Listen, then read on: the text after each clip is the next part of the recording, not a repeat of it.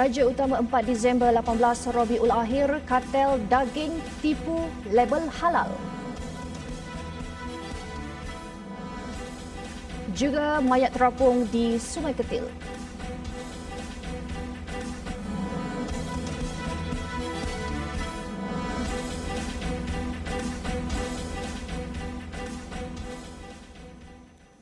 Bismillahirrahmanirrahim. Assalamualaikum warahmatullahi wabarakatuh. Berita Al-Hijrah malam ini bersama saya Nazirah Syaringat.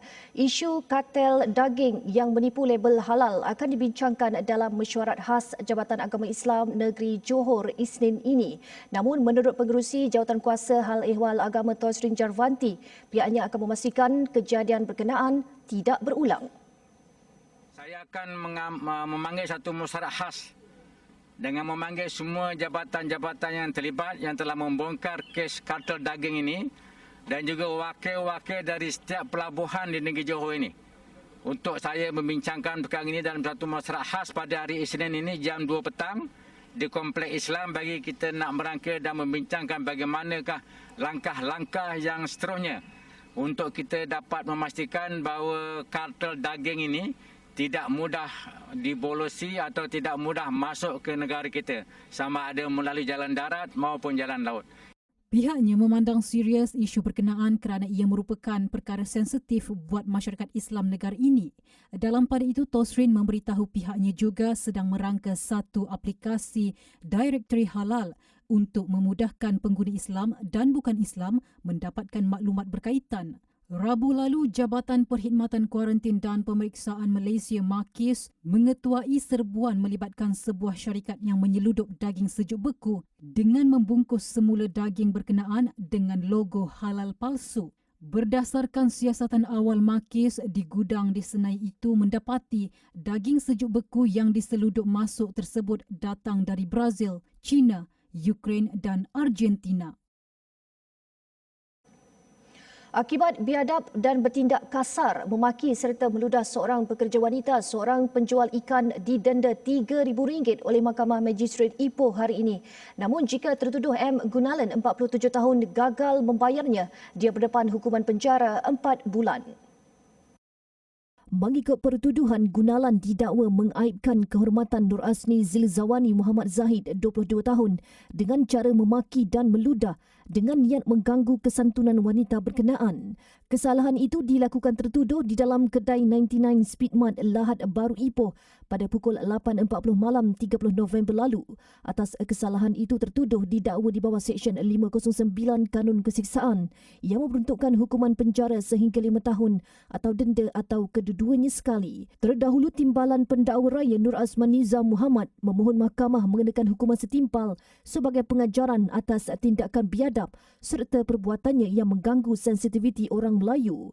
Sebelum ini tular di media sosial video berdurasi 36 saat memaparkan pertengkaran seorang lelaki dengan wanita.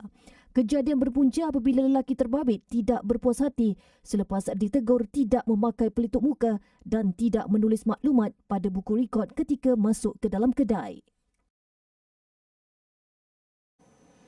Sementara itu, di Kedah, misteri kehilangan seorang peniaga sejak 2 hari lalu terjawab selepas mayatnya ditemui dalam keadaan terapung di Sungai Ketil kira-kira jam 10 pagi tadi.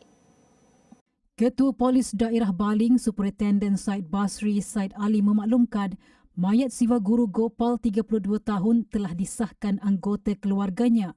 Mangsa merupakan seorang peniaga dan mencari barangan lusuh sebagai pekerjaan sampingan. Jelas Said Basri, dengan penemuan mayat terbabit menguatkan lagi kemungkinan bahawa kes itu mempunyai kaitan dengan unsur jenayah ini selepas terdapat kesan cedera di leher mangsa. Namun siasatan lanjut masih dijalankan dan tiada sebarang tangkapan dibuat setakat ini. Kes disiasat mengikut Seksyen 302. Rabu lalu, mangsa dilaporkan tidak pulang ke rumah sekitar jam 4 pagi seperti kebiasaan. Sebelum itu, seperti kebiasaan, dia keluar setiap malam mencari barang lusuh di sekitar Kuala Ketil. Susulan laporan, polis tidak menolak kemungkinan berlakunya kegiatan jenayah berdasarkan penemuan tumpukan darah milik mangsa di 2 lokasi berasingan yang ditemui dekat lori Siva Guru yang ditinggalkan di tempat pembuangan sampah dekat Taman Orkid dan Jambatan Sungai Ketil. Satu kenyataan berkaitan penggunaan vaksin COVID-19 dalam kalangan umat Islam di negara ini akan dikeluarkan minggu depan. Menteri di Jabatan Perdana Menteri Datuk Dr. Zulkifli Muhammad Al-Bakri berkata, keputusan telah dibuat dalam mesyuarat jawatankuasa muzakarah khas semalam, namun perlu dipersembahkan kepada Yang di-Pertuan Agong terlebih dahulu.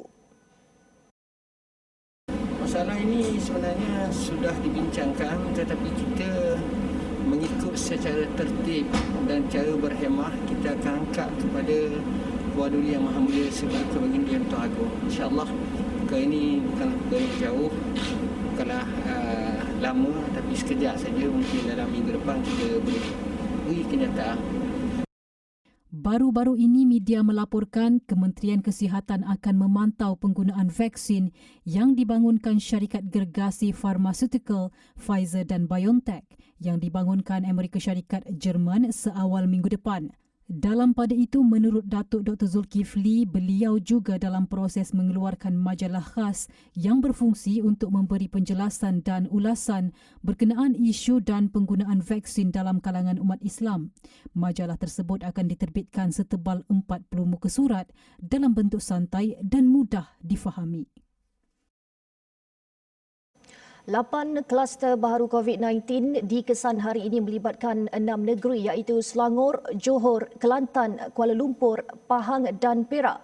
Kuala Lumpur mencatat 4 kluster baharu dengan 3 daripadanya hasil saringan tempat kerja. Kluster yang pertama ialah kluster tapak bina muda. Kluster ini melibatkan daerah Titi Wangsa, Lembah Pantai dan Kepung di wilayah Persekutuan Kuala Lumpur. Kes-kes awal dalam kluster ini telah dilaporkan positif COVID-19 pada 4 Disember 2020. Hasil saringan bersasar di tempat kerja. Sehingga 4 Disember 2020, sejumlah 346 individu telah disaring, di mana 11 kes dikesan positif COVID-19. Selain di tapak bina muda, 7 lagi kluster lain melibatkan tapak bina galeri, tapak Bukit Dalam yang ketiga-tiganya di wilayah Persekutuan Kuala Lumpur. Kluster Cempaka di Johor, kluster Sungai Cincin melibatkan negeri Perak, Johor dan Selangor, kluster Huma di Kelantan, sementara itu kluster Jalan Genting dan Atabara di Pahang. Sementara itu, sebanyak 1,141 kes baharu dilaporkan hari ini menjadikan keseluruhan kes positif COVID-19 kepada 70,236. Tiada kematian dilaporkan dan jumlah keseluruhan kematian berkaitan COVID-19 kekal pada 376 kes.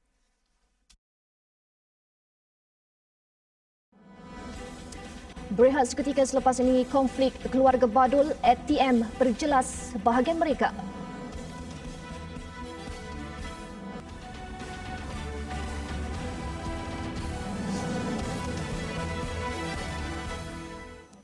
Alhamdulillah bertemu kembali. Bayaran ganjaran faedah serta pencen milik Allahyarham Lieutenant Colonel Muhammad Zahir Armaya oleh Angkatan Tentera Malaysia ATM telah diselesaikan bermula Oktober tahun lalu.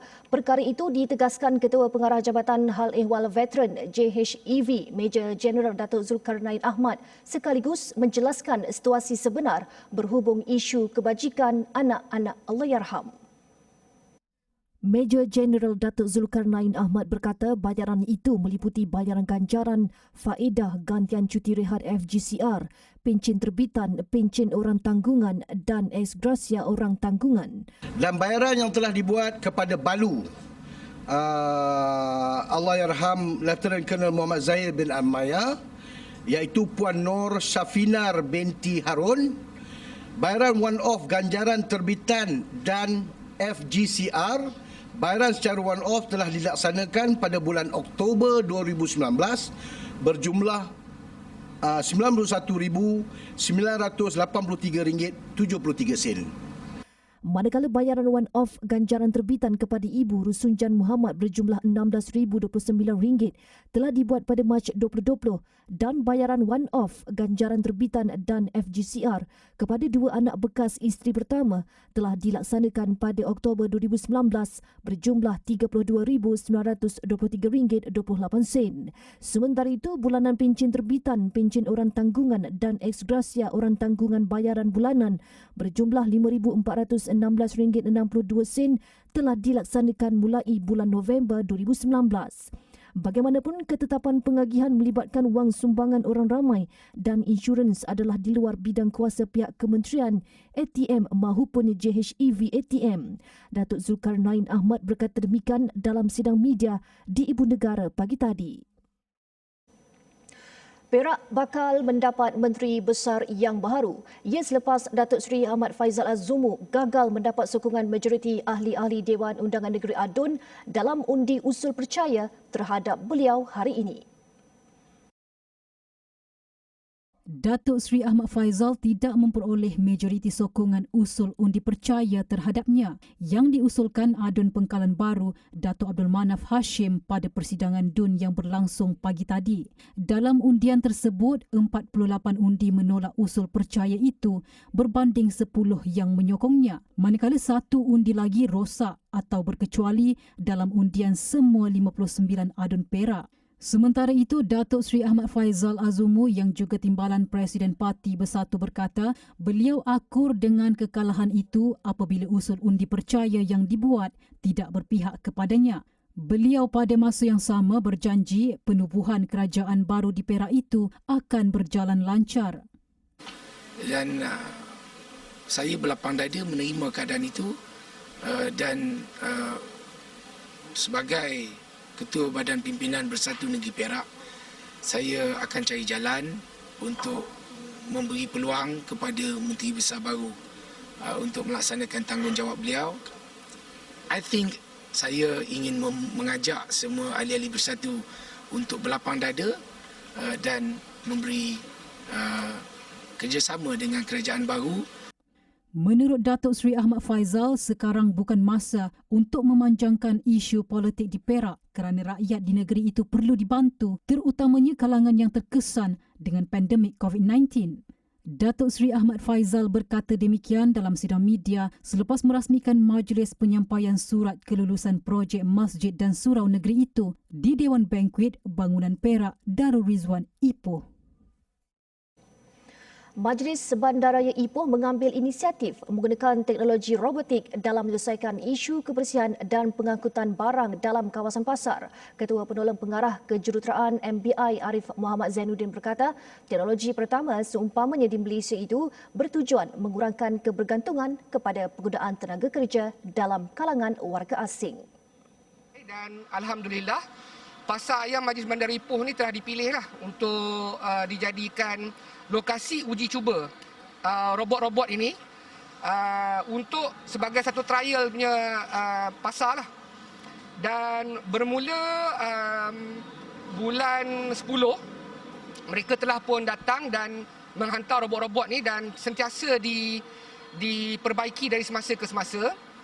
Dan insya-Allah kalau tak ada sebarang masalah, robot-robot ni akan siap untuk beroperasi bermula 15 Disember nanti. Beliau ditemui media selepas menyaksikan demonstrasi robotik di Pasar Ayam Ipoh hari ini. Menurut Arif, 3 jenis robot yang kini sedang diuji cuba di pasar berkenaan ialah robot mencuci lantai, robot mengangkut barang dan robot mengambil sampah. Menurutnya, inisiatif tersebut merupakan kerjasama MBI, Kementerian Perumahan dan Kerajaan Tempatan KPKT, Kementerian Sains, Teknologi dan Inovasi MOSTI dan Perbadanan Pembangunan Teknologi Malaysia MTDC. Pasangan suami isteri yang pulang selepas menghantarkan anak bongsunya panik apabila sebahagian struktur rumahnya mendap sebelum runtuh di Kampung Alu Tok Bang. Kejadian yang berlaku pada jam 1 tengah hari kemarin dipercayai berpunca dari air hujan lebat luar biasa sehingga menyebabkan sistem perparitan dan tembok pagar runtuh. Bagaimanapun, Imran Ismail 48 tahun dan isteri Zanariah Ghani 45 bersyukur tiada kejadian yang tidak diingini berlaku. Tanah ni masa kita balik daripada klinik, dia dah mendak. Dan saya perhati tanah sedang bergerak lagi, gosok. Lepas tu pagar memang dah jatuh ke bawah. Yang ni lebih kurang dalam 30 minit lepas tu dia semua semi kaki 5 tu pecah. Tambahnya, kerugian yang dialami hampir RM40,000 itu melibatkan 10% struktur bahagian luar dapurnya yang tidak stabil. Dia juga bimbang dengan keselamatan kediaman yang dibina dengan kos RM285,000 itu yang menjadi satu-satunya tempat mereka 5 beranak berteduh. Sementara itu, pengerusi MPKK Kampung Alotok Bang, Muhammad Zayed Ibrahim berkata, 4 kejadian tanah runtuh berlaku di kampung berkenaan termasuk rumah yang dilaporkan ini. Tambahnya, kerosakan di rumah Imran paling teruk dan langkah awal diambil dengan pemasangan kanvas menutup kawasan terlibat tanah runtuh. Kita terima laporan daripada orang kampung berkenaan tanah runtuh di Kampung Alotok Bang ni. Dan kita ambil langkah awal dengan datang dengan kita tutup permukaan tanah yang runtuh tu dengan kanvas buat sementara waktu ni. Lepas ni kita akan usul perkara ni kepada pihak berwajib untuk segerakan tindakan apa yang perlu kita buat. Tambahnya, pihaknya akan menyegerakan langkah baik pulih apabila mendapat kelulusan pihak yang berkenaan bagi menyelesaikan sepenuhnya masalah tersebut. Program My House membantu golongan asnaf memiliki rumah selesa dengan membaik pulih kediaman mereka. Di Johor, 2 rumah mendapat manfaat dari program anjuran bersama Yayasan Budi Ihsan dan TV Al-Hijrah itu. Rumah pasangan Ahmad Jati Muhammad Yusof dan Rohayah Taib yang didiami bersama 7 anaknya berusia 3 hingga 21 tahun di Jalan Desa Baru Kampung Sawah Pekan Nenas, Pontian ini menjadi antara 13 rumah yang dibaik pulih. Penambahan 2 bilik tidur dan garaj hadapan ternyata memberi keselesaan kepada keluarga besar ini. Suri rumah Rohayah berkata keadaan rumah pusaka yang dibina dari kayu terpakai ini sudah usang dan sering bocor apabila hujan lebat. Keadaan suami yang bekerja sebagai pengawal keselamatan dengan gaji RM1,500 sebulan hanya cukup menampung makan sekeluarga. Keselesaan tu daripada sudut anak-anak akak lah, sebab dulu rumah kita orang kecil kan, satu bilik kat depan, ruangnya pun terhad. Jadi anak-anak nak belajar kat situ, makan kat situ, dan tidur pun kadang-kadang bercampur kat situ kan. So kalau ni kita ada 2 bilik kat depan ni, alhamdulillah diorang ada bilik masing-masing dan tempat belajar tu luas lah. Alhamdulillah untuk diorang buat kata orang tu taklah macam dulu sempit. Dia macam bercampur-campur macam situ buat makan, sini nak belajar, sini nak tidur. Jadi macam ni dah selesa lah.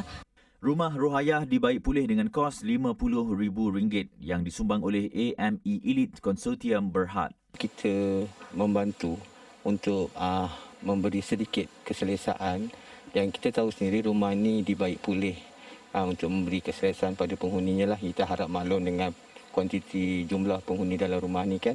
Jadi di situ kami rasa terpanggil lah untuk membantu keluarga ni dan cuba beri sedikit keselesaan untuk penghuni dan anak-anaknya lah kan.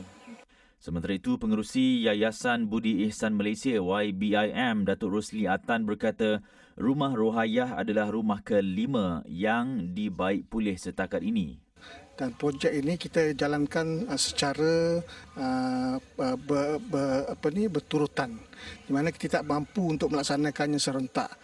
Di mana untuk setiap lokasi kita akan memilih kontraktor yang berbeza mengikut lokasi untuk memastikan bahawa kerja-kerja ini dapat dilaksanakan dengan lebih lancar. Dan alhamdulillah setakat hari ini kita dapat menyiapkan 5 buah rumah, yang mana ada lagi 8 buah rumah untuk disiapkan sepanjang program My House ini. Proses baik pulih rumah ini turut mendapat perhatian NGO Jalan Muhammad Saleh yang menjalankan gotong royong bersihkan rumah serta mengecat. Program reality My House ini dihoskan Syamsul Debat menjejaki 13 kediaman asnaf yang perlu dibantu dan berjalan secara berperingkat dengan kos RM1 juta. Berehat seketika selepas ini, video Mika jadi pilihan netizen.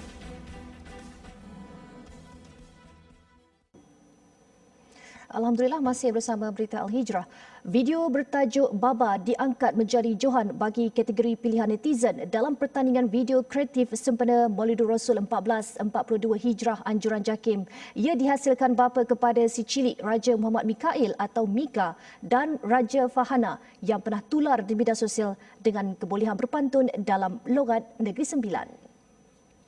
Sekarang ni Baba nak kerja kat rumah. Kami ingat boleh main Baba, tapi kita duk marah. Nak cakap sikit pun kat Baba, tapi Baba marah. Menurut Raja Faizul Raja Syahminan, video yang dihasilkan untuk pertandingan itu sama seperti dia merakam dan berkongsi video Mika dan Raja Farhana hampir setiap hari di media sosial.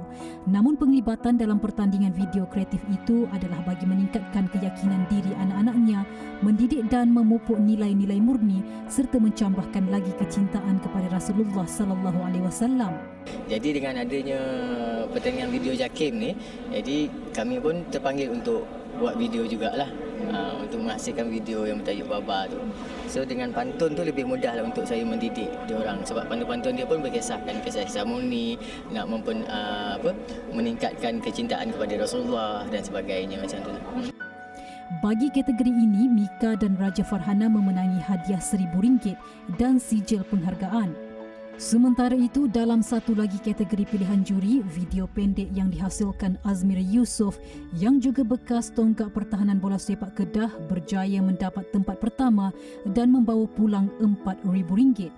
Dia yang tidak menyangka dengan kemenangan itu bersyukur kerana video yang dihasilkan buat kali pertama dan diinspirasikan dari realiti perjalanan hidupnya itu menjadi pilihan juri. So terima kasih kepada JAKIM menganjurkan satu program ini pertama kali saya join selepas saya berhenti bermain bola sepak.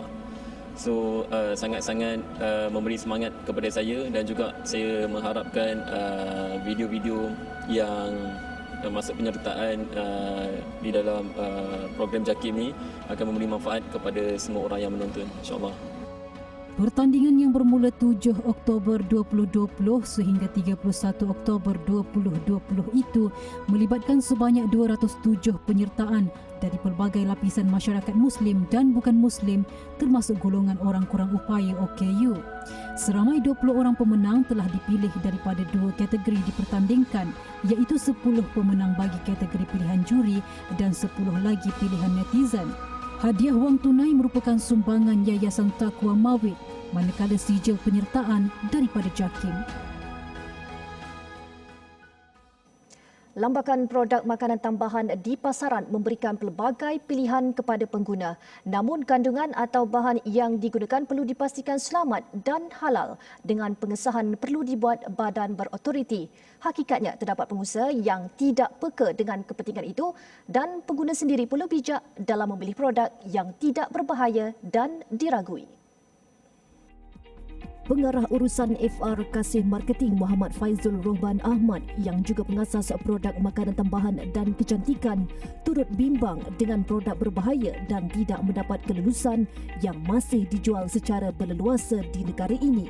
Okey, hari ini rakyat Malaysia terdedah dengan banyak produk-produk yang tidak selamat, produk-produk yang menguatkan tenaga batin dan sebagainya tanpa mereka sedar sebenarnya kesedapan hanya 2-3 minit tetapi mereka merana selamanya dan ada yang boleh meninggal dunia.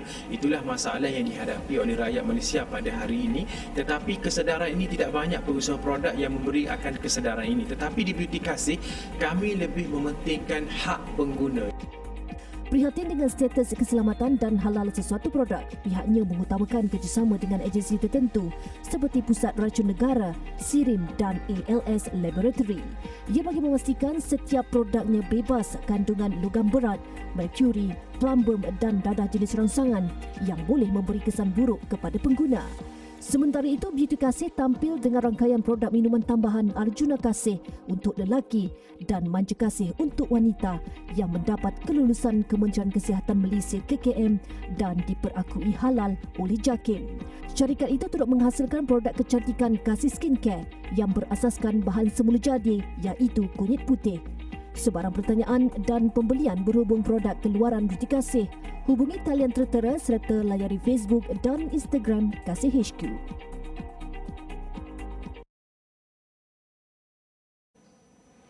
Luangkan masa sejenak, renunglah nasib sebahagian daripada kita yang cukup menderita akibat pandemik COVID-19. Sama-samalah kita rasa keperitan hidup mereka yang tua, kanak-kanak, bayi dan yang cacat serta uzur. Hulurkan sedikit daripada rezeki kita untuk meringankan sedikit beban mereka. Sedekah pencetus barokah.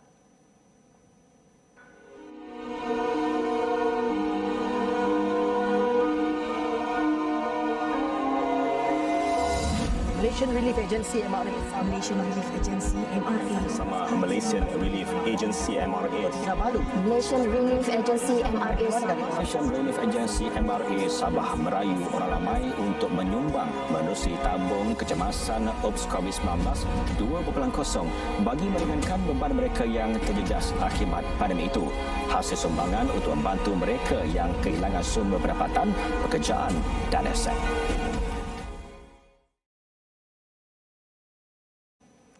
Sebelum berpisah, jangan lupa jam 7.30 malam esok, saksikan program baharu terbitan TV Al-Hijrah, Haflah.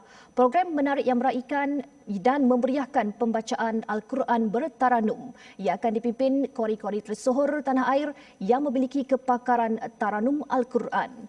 Dengan itu, sekian untuk malam ini. Saya Nazira Syaringat. Assalamualaikum warahmatullahi wabarakatuh dan selamat malam.